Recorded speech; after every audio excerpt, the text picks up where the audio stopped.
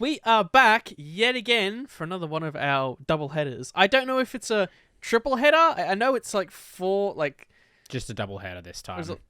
Yes, is it a double header then a double header, or a double header then a single? Double header then a single, and then I think we got a break, unless there's another one. I guess it was 3 races in 4 weeks, I think was the thing I saw leading into Austria, and I wasn't sure. Yeah, because I think there's like a bunch of races in July, but like the first one, oh, maybe it is a double header. No, we've got the Hungarian Grand Prix, so it is a double header, then a break, then a double header. I don't know what I'm talking about. Okay, yes. Well, all we know is we're back, we're here, we're talking, everyone. Yep. We already talked about Austria and everything that happened there, and straight away now we're on to Silverstone, and there's already...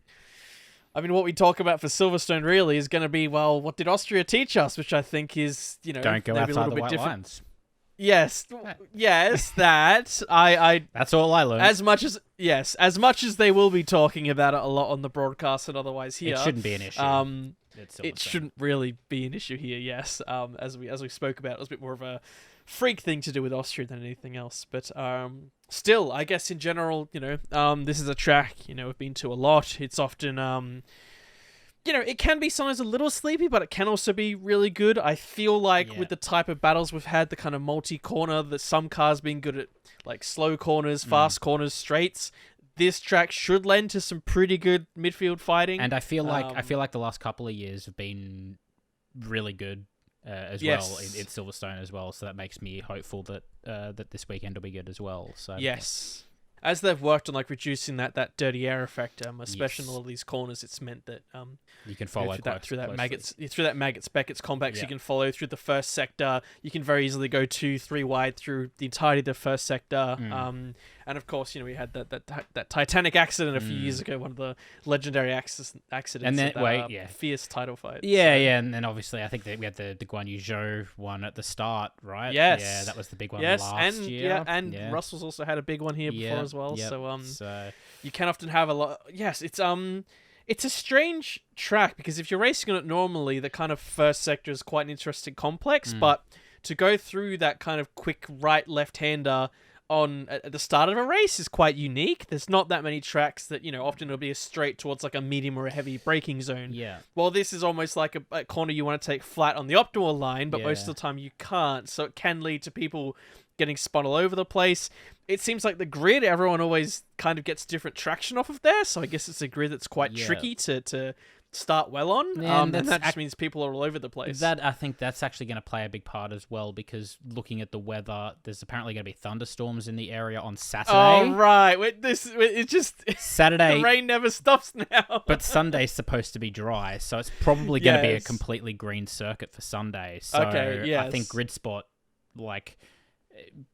particular sides of the track, I think getting traction might just be a bit of a crapshoot after a Saturday washout with the even if we get qualifying, because it's saying thunderstorms, it looks pretty likely at this stage that there's going to be rain on the Saturday. So, but the forecast could change and has changed. Sometimes 10 minutes before rain's supposed to happen. So, for sure. But at the moment it is looking pretty likely that we're getting some more rain again, which is crazy. That just seems we'll like take every it. race, I mean, as much as we have been spoiled by it, as long as it's just that perfect little mix that cars can go out on, and means that the engineers and drivers have to earn their pay for the day, then we're happy to see it. So, I don't think there's too much really news changes going into this. Again, on these double headers, you normally don't get much news about the upcoming race until like that Thursday evening, Friday kind of, on track kind of thing, or and we're doing better kind of chat. Recording this earlier in the week instead of the Thursday or the Friday and then uploading it the same day. Yes. So we're getting better at that. So we might not have quite as much information, but the only things I think I did see, I don't know if you were going to touch on this, but as far as I could see, Mercedes and Alpine, I think, are both bringing some updates mainly to the front, the front wing. I didn't see anyone else talking about anything else that they were bringing. Notable, but it looks like they, I think I said in the Austria debrief that McLaren were looking at pushing the second part of the McLaren package for Piastri. They are trying to get it for Silverstone, but apparently it's going to be a big ask to do it. So we'll see if that goes ahead as well. They have the benefit they don't need to fly it across the world once it's done. True. They can just move it locally, but yes, it'll be a bit of a crunch to get it done. And as I say, I think their initial expectation was to say let's aim for 2 races, but if they can turn it around quicker, then of course they'll want to do that. So yeah, for sure. And speaking of McLaren, I think they are also bringing a what they're calling a chrome livery to this weekend. They announced it and they put it on social media to some mixed results. It's interesting because everyone went, oh, remember those years in the 2000s when they had the silver McLaren, and now they've put some silver on the McLaren. Everyone's gone, why is there silver on the McLaren? It's like, well, what did you want? And yes, people could do mock-ups and go, oh, it could be better. I think it looks fine. It's fine. Maybe like you call it Chrome and they're sponsored by Chrome. I know it's trying to be like a little, like, look, we can do a bit of everything. It's a throwback and for our new sponsor. It's kind of cutesy. Yeah. Maybe under the cloud cover it might look quite cooler under the sun. Who knows, right? But hey, I like that teams are doing more of this, right? We've had this. Maybe in the sun it'll blind the rest of the team, like the rest of the competitors, and they'll storm away to a nice one too. Exactly, that's the strategy. That's the one.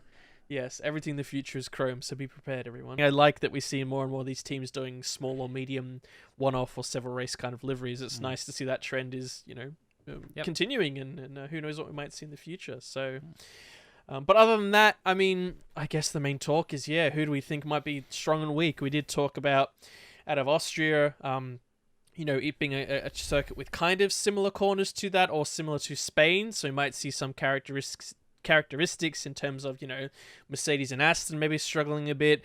Maybe the Ferrari could be a bit quicker. Guess there's still a question mark. Has Perez got his mojo back, or is it still a crapshoot? Is this a track that he likes or dislikes? I don't think it's we're any closer to knowing who is truly the second or third best team out there than we were at the start of the year. So. Yeah, exactly. And I think it's pointed out. I was reading a comment from Christian Horner as well. It's like when he was asked about whether they could win every single race this year, and they said, well, you look at Max got a small amount of damage last year, and he couldn't make his way through the pack to win last year as well. That was all it takes is a little bit of damage to the floor, and it's like that can disrupt your race so much. Granted, he's probably further ahead than he was last year, so chances are he may not get into that scuffle. But if he does, gets a little bit of damage, you never know what can happen. So you'd still expect him to be quite strong here. He's obviously been very strong here in the past, but it's definitely something to note. Well, he's been strong here of note. I don't think he's won here before. He's still searching for his first win here. Okay. I've just realized he did win here. He won when they did. No. So they went during COVID. They did 2 races here. One was the British Grand Prix. One was the 70th anniversary Grand Prix. So he's won the 70th anniversary Grand Prix, which was the second race they ran there. Technically, the first try of asking each year British Grand Prix is what he hasn't read. I was looking at the information I had, and I went, "Oh, they've kind of worded that a bit sneaky." So he has won here, but after a weekend where he had to kind of win the second time out. So he had the redo. I was checking as well. Of course, we did have a sprint here in 2021. I thought we had it last year as well, but we didn't, and I guess we don't have for this year as well. So no sprint to look forward to. But there's plenty of those coming up anyway. So we don't need it every weekend. I feel like having back-to-back sprint weekends might be a bit much. We'll see how we go with our sanity here. So we need a bit of a break where we can get it. But so I guess we should waste no time in getting into our predictions.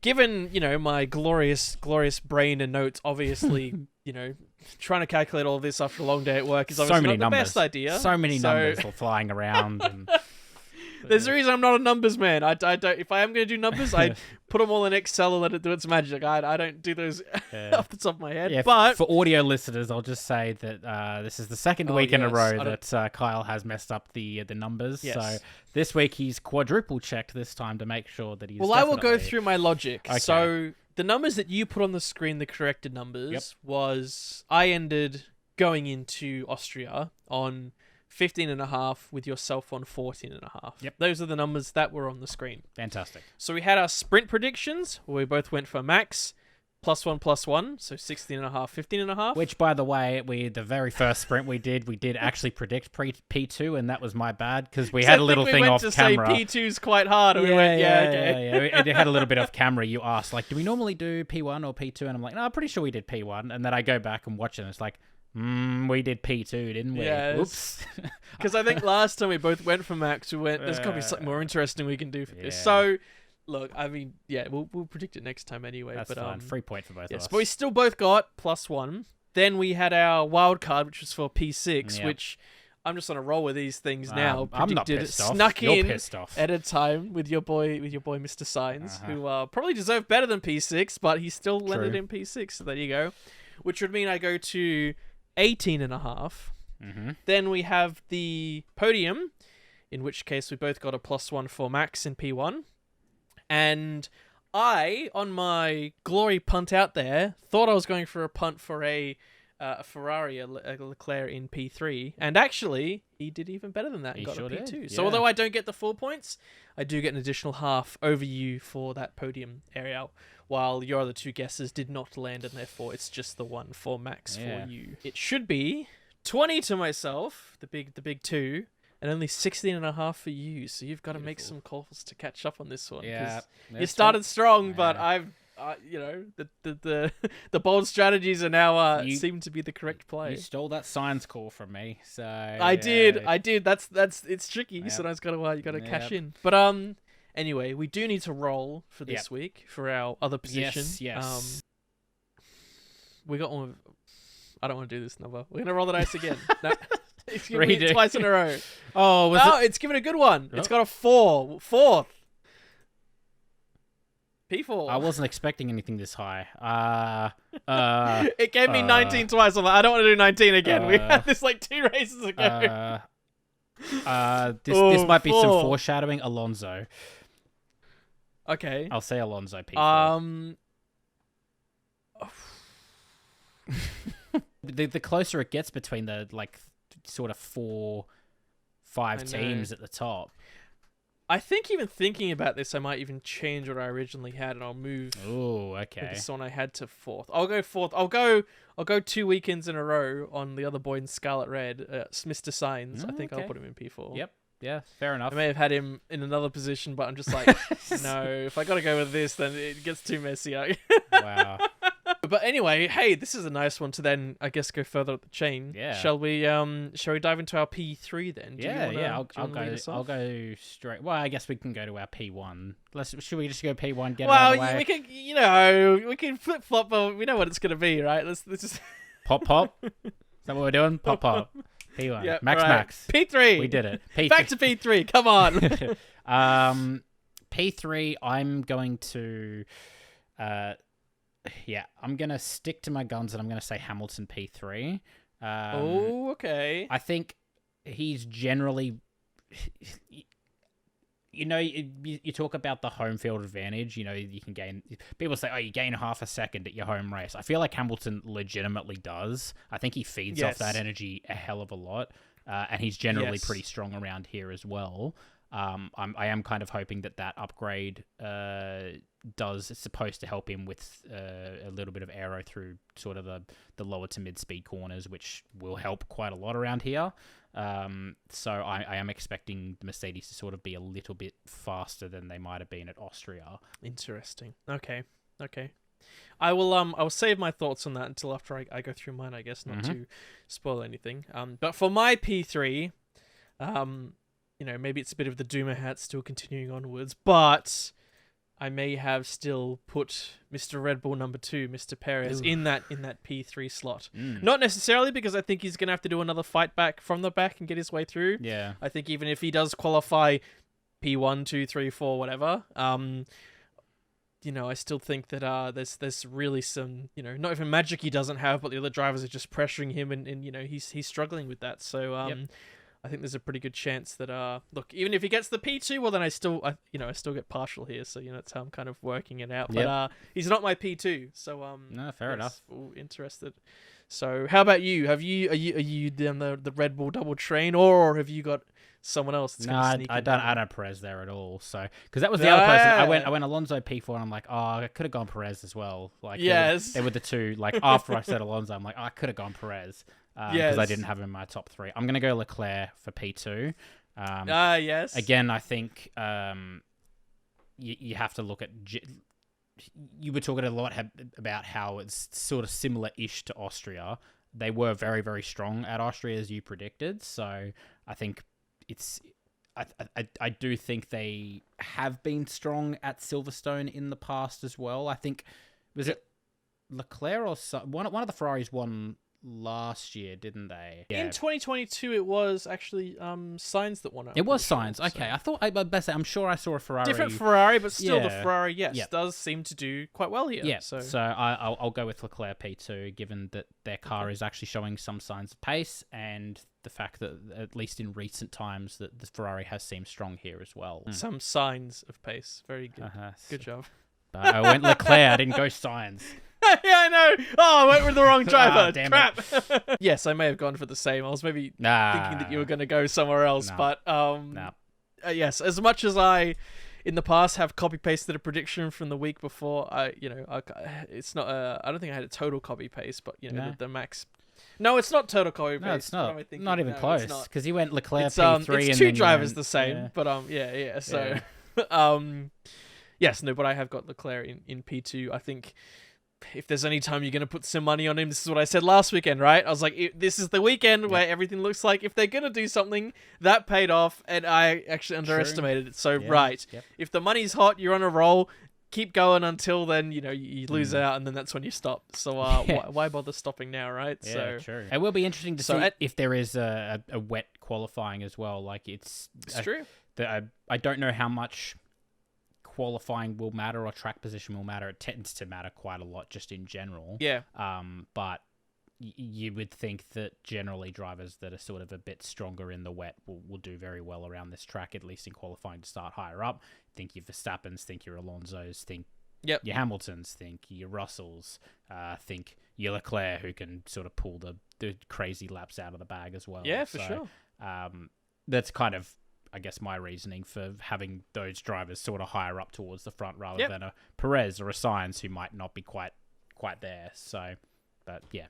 Anyway, sorry, I cut you off. You were trying to say something. No, that's okay. No, good point. I was only just going to round it out basically by saying that almost the absence on my side of that Mercedes and Aston Martin, I still think they will do strong, but given the strength of that Red Bull, as I say, even if Perez continues to falter a bit on that one lap pace, there's no reason with this type of track it is with plenty of long straights and that car does well in following through the twisty bits that it at least should be able to think ahead of, but both of those teams. They only really struggle a bit maybe with a really consistent Ferrari driver or two. Yeah. And the fact everything the Ferrari, as I say, is on something and was strong like they were in Austria, and it's a similar type of circuit and a circuit they've been strong in the past. Whereas, as we say, Aston, less so what I've thought, but certainly from a lot of pundits I've been listening to, podcasts and such, they've been saying that if they've been struggling at circuits like Spain, Austria, this and especially Spa might be quite tricky for them. And it seems like Mercedes are, although some days they seem to get the car right, others they don't. The other interesting point I heard on the way home seemed to be that for tracks that kind of have one like consistent type of corner, both especially in Aston's case seem to be very good at setting up the car for it.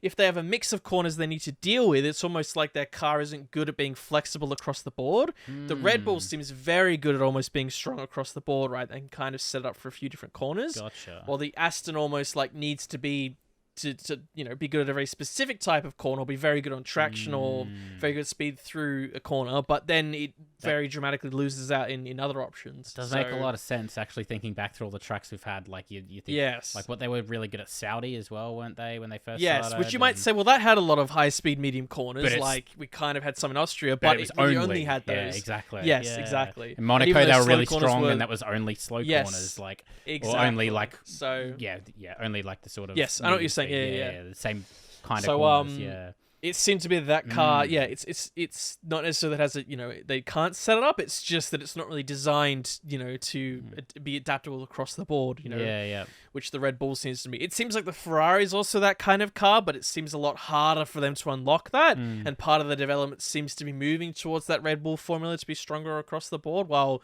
the Aston Mercedes seems to be a bit more harder to fine tune in, or it's just not as good across the board, and they have to kind of commit to something, right? Almost like the Mercedes, it almost felt like they'd just set it up, not for the corners as they should have, and that's why through the whole race, Hamilton's like, I just can't, drive this at all just for these corners. It's not working. And even though Alonso isn't one to complain on the radio as much this year, you could obviously tell there was something there, that his pace was just overall not as strong. And as we said, in some of the battles, he just lacked some of that drive it normally has, probably because they might have overcompensated for it, because they had to go one path or another. So yeah, wow, okay.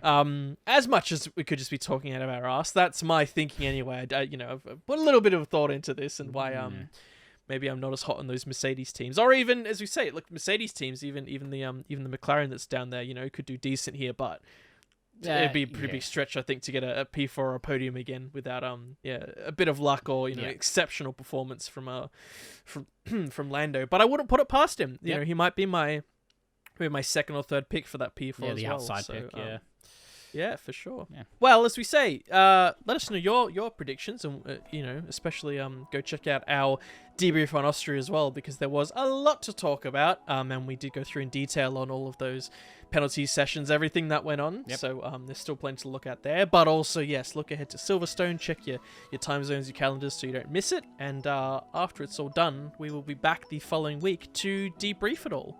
That we will. Excellent. Take care, everyone. See you next time. Goodbye.